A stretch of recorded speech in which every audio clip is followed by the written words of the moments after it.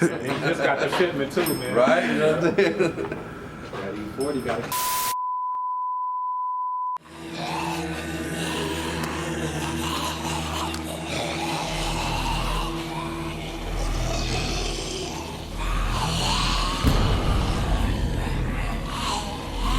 That little sniper rifle posted up there with a BB gun on it. Whatever, airsoft, baby. And action. Losing eye, if I can lose your third nose. Welcome job. everyone to Walking After Whiskey with Trevor and Travis. I'm Trav. I'm Trev. What we do here at Trev's Tavern is review your latest episode of The Walking Dead. We're also going to review a well house for top shelf whiskey for you guys. Today we're reviewing Basil Hayden's. We have a great show planned for you guys today. First, we're going to break down season 6, episode 10, entitled The Next World, and then we're going to give you an in-depth review on this whiskey Trevor just mentioned. And then we're going to play our favorite drinking game where we try to get each other smashed on the content of the show that we just watched. And we're also going to enlighten you guys with 30 seconds of where we drink this whiskey. And as always, at the end of our episode, we're going to ask you, the viewer, some questions. We have a chance to win swag from us and our sponsors. Let's get to reviewing. Woo! Do it. Cut. Art to fully aged in Kentucky, hillside, rack houses, then bottled at a smooth 80 proof Basil Hayden's. Holy fucking shit. Taste remains true to the old family recipe with more rye than a traditional bourbon. And its trademark spicy finish is easy to enjoy Basil Hayden's any way you like. Fuck you, do it again.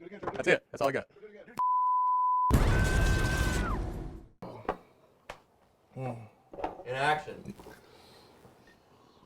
So love is blooming in Alexandria right now. Love is blooming. That's one of the first things we got to get to. I think love is blooming because things are calming down and everybody's getting back into their place, almost living in the real world again. Right, they get to the relationships. We have a relationship with the nurse and Tara that's blooming now. We have the whole Carl and Enid thing that is now blooming. And now we're starting to see a little bit with who? Rick and Michonne. Rick and Michonne, they're both living in the same house, obviously, but then what we're seeing that's kind of weird is Rick's putting on everything is like he just got out of bed getting ready, and then you see Michonne walk out of the bathroom with the robe on and towel on her head, and you're like, wow, what's going on here?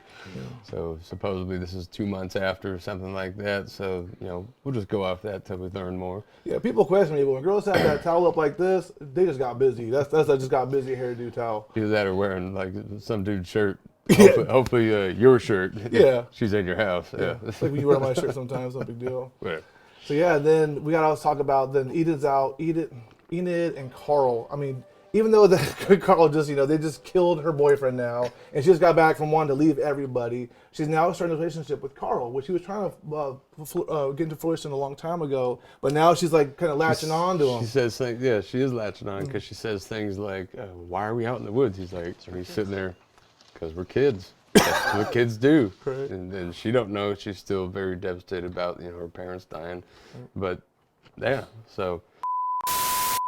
She's definitely looking for that family dynamic, and she sees it now with Rick and Carl and now with Michonne. Like, she wants to have something that's kind of normalcy. She wants to have that family aspect back in her life. So now she's Carl, which obviously he was pursuing her like crazy, and I was like every other guy, like, oh, now that I have you, like, I don't want you, this whole. It also helps when the boyfriend gets chopped in half. little slice job. And, okay. And on to our next big reveal, man, where we meet Jesus.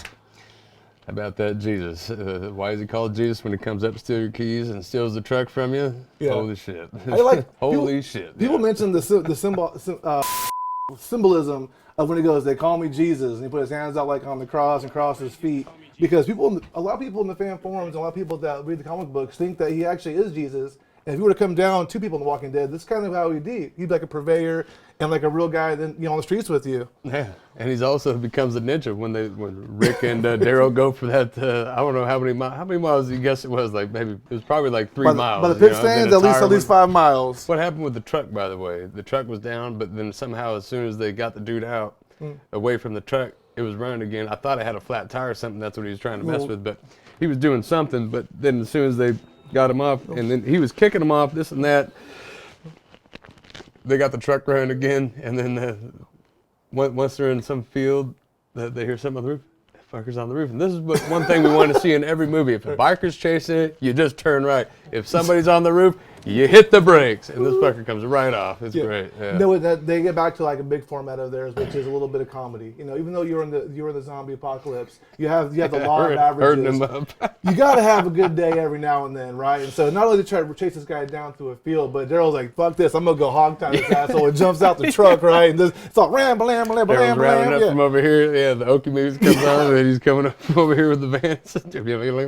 He has a whole bear scene, like a little juke move like this around the truck. He's like sashing by it. So it's lighthearted in the fact that they don't want to hurt this guy. They wonder why does this guy keep chasing us and following us, taking our shit, right? But at the same time, it's a very lighthearted feel. Like, you know, the Rick and Daryl can take care of themselves, right? Like, what the fuck is this guy doing, right? One thing I want to talk about that is when we see the car in the background when Daryl was rocket launching the people. Right. It looks like a truck with some lights on the top. You also see a truck with some lights on the top in this scene with zombies tied to it, and all their ropes break when they see somebody. What I don't understand is this some kind of trap that didn't work because, or is it a trap that did work? Was that Jesus' trap to get their truck, to lure some back there to get his truck? Because as soon as Rick was killing all the zombies, he was fighting Daryl, and then the truck just went right into the river. Obviously, that wasn't his initial end plan, but that's what happened. So that's one thing I don't understand, but it does look like the same truck. Was that the guy watching, or was it Negan? So Paul Rovia in the TV show, he's actually Paul Monroe in the comics. It was really weird how they kind of brought him on with a different name. I don't really know what that's all about. But when they went out there in that field and they were showing that they were laying him up, I don't think that this was his trap that he set, because when you watch it, the Rick and them drove out in that field by themselves, right? They had no idea that he was on the top. They had no idea what his ulterior motive was. They drove out there to that field when he was on top of that truck, and they hit the brakes. Where was that field going? Like, there looked like there's a pretty big lake by there. So, like, was that their cut through to get back home? Or? So one of the weird things which I thought too was, I mean, when they got that truck full of food, it's like, let's get this back now and go home. But Rick says this, he goes, look at this truck, we'll take a different way home. Like, hey, let's have some shit happen to us on the way home. We'll just see what happens, right? I've been like, let's take all this shit for everyone home, and then we'll go fuck around later. So they take a different way home, and when they're doing this on the road, they might still be going on their food run, or they had the truck full of supply. food. They did. That's what we seen. We only seen a little bit of it in the back, and then Daryl had his sodas for the doctor. Yeah, Orange Crush, and Rick got his little toothpaste and whatnot. So it was all good. So let's go back to So we saw in the episode towards the end when they actually bring Jesus back with them because of an accident that happened. Rick and Daryl keep switching places. You know, for the long time, Rick was like, "We're not bringing anybody else in," and Daryl's like, "We need to." And then they switch places again. Because Daryl met up with the gay dude, Andrew, and then he was also the scouter that found them and brought them to Alexandria. Right. And so he was telling Rick, "We do need to go find some people out there." And then, so yes, they have traded places a bunch of times. And then they had Jesus in the back, and they're sitting there kind of arguing like damn near a couple or something. And Rick's like, "It's all right." And then turns the car, and then boom, his head fucking rests right on Daryl. So yeah. Yes, with that switching places, it's kind of misleading, the fact that, because I like Daryl in the position where he is trying to help, because Rick was obviously the dictatorship. It was like, no one else is coming in here. No one else is coming in. He just got off having his ass halfway kicked by the governor. So yeah, I mean, who wouldn't be a little bit timid, right? And when Rick let Daryl know, he's like, "No, you were right. I was wrong." So hopefully that brings some lightheartedness back to Daryl, and they both want to bring people in. They only brought this guy in because Rick wanted to. Daryl's like, "No, not this guy." He's saying things like, "Did he have a weapon? Did he draw on you?" And then Jesus ended up having Daryl's gun and saying, "Duck." Daryl ducked. There's a zombie right behind him, saves Daryl's life. Oh, Jesus, dude. So and Daryl says, "Thanks." Wham! Tossed him right in the face. Jesus goes, "I think by now you know I'm not a bad guy." And Rick goes, "We know about us." You know what I mean? We know about us. Too much, yeah. Absolutely. So then at the end of the episode, everything's winding down, and we got to talk about Michonne and Rick, and that's blossoming now. In the comic books for a long time, you know, Michonne saved Carl a long time ago. Rick realized, you know, how much she meant to him and his family and making his family whole. And we got to understand that now that Carl, you know, obviously has always loved Michonne, has always been there for her, that Rick and Michonne are now hooking up. And well, we seen it in the first episode with her in the bathroom and coming out, and then we see it at the end. Yep. And when she sent Rick out for the thing, before he left, she said, "Hey, can you get me some toothpaste?" And then I'm thinking about when they're hooking up, like, how much work do you have to do in a zombie apocalypse, and how much water do you have in the shower? No. He brought her back a pack of Search, and they got horny. It was like, can you put one in top and put it in the quarter hole down there, because something might be smelling funky. It's like, and she asked for toothpaste, she didn't even get that. So yeah. Little Search in the dark makes a spark, right? We all seen that commercial. So That's I the was wintergreen ones, right? as long as the breast smell's okay, you can deal with a little bit of everything else, right? You'd be fine. Let's bring up one more point. Sure. In this episode, we see Carl and Enid together, and then they see Deanna first. Yes. Okay. And Michonne catches up with Spencer outside and wonders why he's walking outside, and he's like, "You're the only one that's ever caught me out here, okay?" He won't tell her why at first, and then Enid gets mad at Carl. They get in a little tiff because Carl won't kill, obviously, Deanna, the zombie that we see. We recognize her. She looks like Bruce Jenner. She actually looks better than if she was alive, actually. She got literally a couple wrinkles with a little zombie Little Botox, little zombie Botox. Yeah, a little zombie Botox. And I didn't even see where her bite was. Well, you knew right when you saw him going out into the forest that, you only bury the ones you love. He walked out there with a gun and a shovel. So he's doing out there to kill someone. And then We never got them. to see how exactly she got up because everybody slaughtered every zombie in there. So maybe he let her out. Who knows? Right. And then Michonne sees Carl walking by. She's wondering what he's doing, and then, boom, you see Deanna coming up, and Spencer gets to give his mom the goodbye because he has a shovel on his back ready to bury her and stuff. So that, I guess that, and Carl did the same thing to his mom. That's his little argument with Enid. Yeah. And say, you don't even know what it's like because he had to kill his mom in the prison when she became a zombie. Yeah, Carl She went from pregnant to a zombie being pregnant because he just ate her. Carl grew up in the apocalypse knowing that, from his dad and all people around him was, if you're going to get killed as a zombie, you should be with somebody you love. Carl had to help deliver his baby sister and then kill his mom afterwards. We watched Andrea kill her sister in one of the episodes as well. And so this theme of if she's yours, you love her, then you should be the one killing her. So Carl was trying to lead her back to Alexandria and then get the son so we can come out there and kill her, which is very noble of him, I thought. Yeah, and also what I believe, and we're going to have to check on this a little bit, is I think they play the same song when Spencer sees his mom Deanna, when Daryl had to kill his brother Merle, and damn near when Andrea had to kill Her sister. Yes, absolutely. Her sister. She remains nameless right now, yes. Yeah, man, good episode. I love the breakdown. I love lightheartedness. They went through just killing thousands of zombies. So everyone, this has been 2 months after the last episode. So this is very much them coming back to normalcy, them trying to be normal, live normal lives. The wall has been repaired. Asking for toothpaste. People have time for love. And you know what? Yeah. This should have been the Valentine's Day episode 2 weeks ago, but what are you going to do, right? So Start off with a bang. cheers to love and walking after whiskey. Hell yeah. Hey, baby.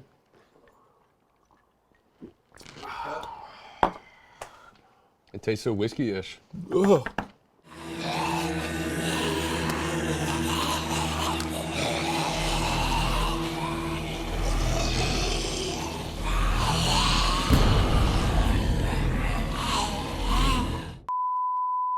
See, I took a break from music just to set on my mind till I. And action. So this is the part of the show in Walking After Whiskey where we're going to try to get each other drunk with some questions from the show that we just watched. Trivia, So I'd like to subcede the first question to me, Trevor. How many red pumps were at the gas station in the first scene? Red pumps? Red pumps. Well, there was 4 pumps, so probably 2 red. You are absolutely wrong.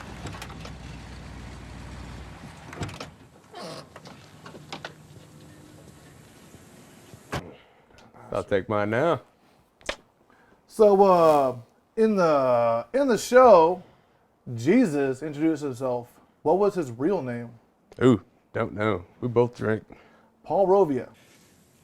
Paul Rovia. And we'll both Paul drink to Rogan, that. yeah. I only know Jesus because we were hooting and hollering about that night. Oh, it's so good. The big one. These are That's big good. daddies. These are big daddies. Alrighty. To me. On the show, Okay. what was the first song we hear? Oh, Name, title, or band and title. Jesus. You guys know it. I know the song. I mean, it was Start singing it. You might get it. it was sung by Boston, released in 1976. But I mean, I'll go on can I guess? More than a feeling, more than a feeling. So what was it called? More Than a Feeling, Boston, You 1976. got it.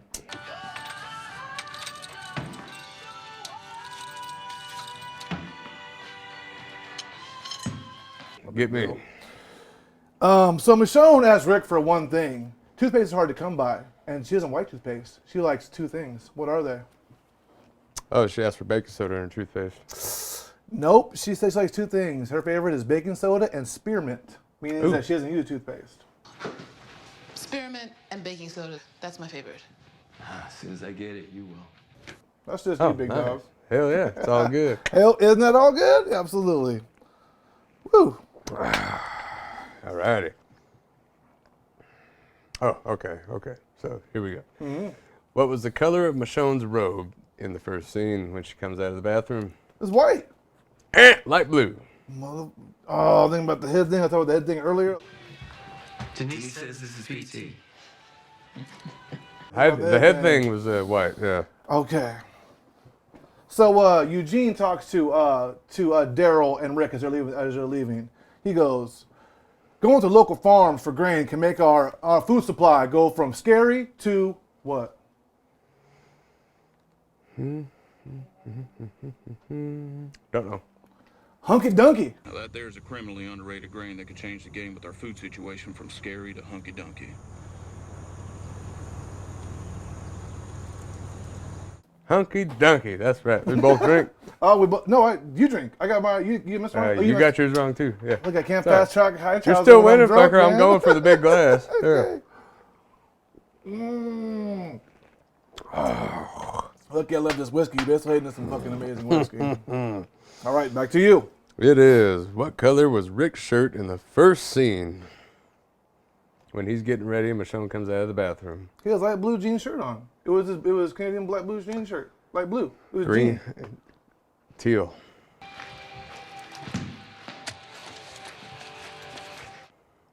It's a green teal shirt, dude. Sorry.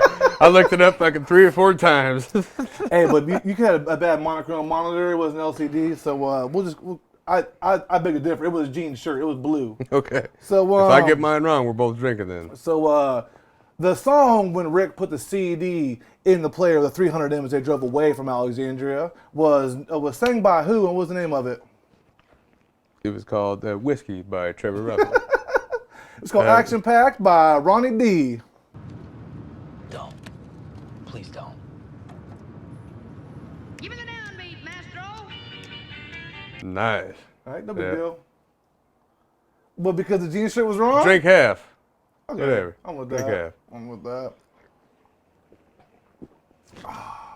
All right, baby. I believe we're about to get a little intoxicated here. I think I'm not driving far. Okay. Go. Yeah, me neither. I just You gotta go cool right shaking there. What was the first gun Michonne was holding in the show? In this What episode? kind of gun was Michonne holding in the show exactly? In this episode? Yeah. You want to make, model, and like country of origin?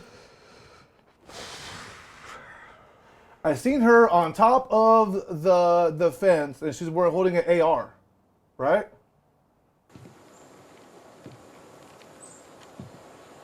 Woo! AR what?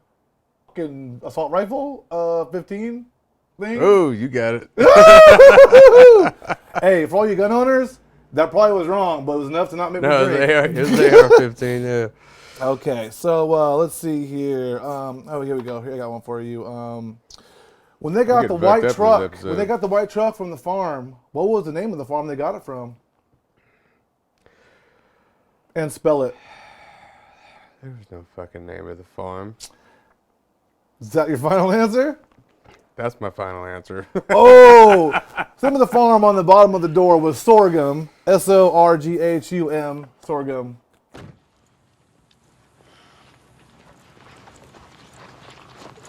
Sorghum. Sweet. So I think, yeah, he walked into his own death. Fuck it. Oh, you drinking? This was the last one. You're Yeah. drinking. Yeah, that's fine. Okay, it's fine. I'll answer anything else you got. You want Can more? you ask one? Can you answer one more question since I'm drinking the big one? Fuck yeah, well. How much was the gas price at the station? I saw that too, man. I fucking was gonna ask it to you. Hey, wait, for gas or diesel? It was the bottom one. It's ridiculous. I think the bottom one is usually it goes regular unleaded, and then I'm gonna say $1.99. Exactly.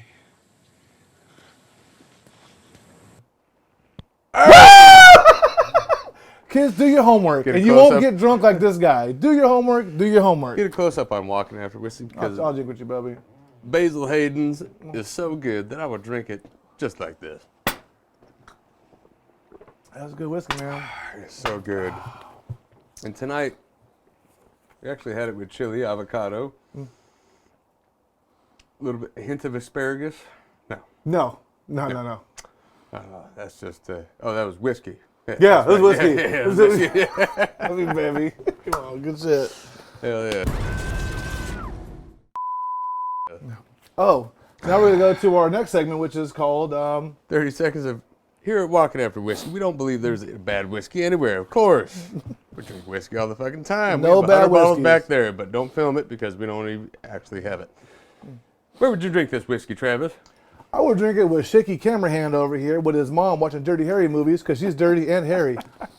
I would drink this whiskey with lamb shears trying to fucking shave the producer's head to make a nice coat. I would drink this whiskey with Will talking about how much he looks like other people that I know. I would drink this whiskey shit in Trav's mouth about that last comment. I would drink this whiskey with our sound guy peeing on his leg and telling me it's raining. I would drink this whiskey enjoying the show of the sound guy beating the fuck out of Travis. I would drink this whiskey with the gallery picture media internet guy, and we talked about how much his shirt is very platy. Check this out. I would just Check this out. actually drink this whiskey. Oh, can I drink? I'll drink this whiskey with you, man. Cheers. Oh to no, that. you way too. Okay, you're not too. We can do it. Another fake thing. Are you pregnant? You late? There you go, Hey, baby. Cheers. Cut. Hope that was 30 seconds. That was probably 2.5 minutes like our last one. Brandon's like, this is fucking 2.5 minutes. You guys don't do 30 seconds. So we're always gonna go over. That's dope. That's part of the thing. Now we're gonna ask some questions to the viewers over here. Good job with the questions. Good, right, man? Good shit. Yeah, dude. you got me, dude. Yeah, a little Oh, bit.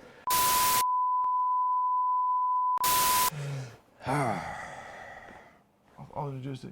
Wait, we gotta have these right. Yeah. This is where I hold my whiskey glass like a wine glass. Action.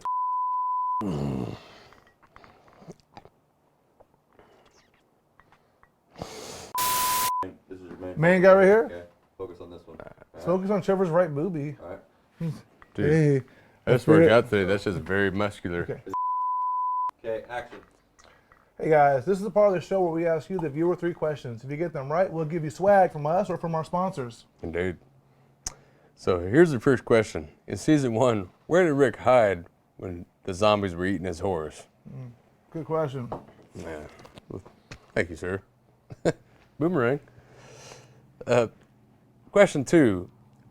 Whose leg did Rick cut off to save him from getting infected From a zombie bite. from a zombie bite? Question 3.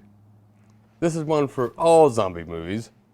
Name 3 zombie movies, and we'll judge the right ones. So it's really easy to enter a contest. All you have to do is go to our website, www.walkingafterwhiskey.com, and up on the top of the bar, you're going to see a link to our Facebook and our Twitter. Follow us on Twitter. Answer the questions there. We'll take all the right answers, and we'll choose one at random, and then we'll send you some stuff, T-shirts, anything from us and our sponsors. Thank you for watching, everybody. We love you and hate Trav. Now walk after drinking some whiskey. Indeed. That's the secret to ice cream right there. Like that? Not too bad. Not too... Let's do it one more time. Absolutely. Pick these back up.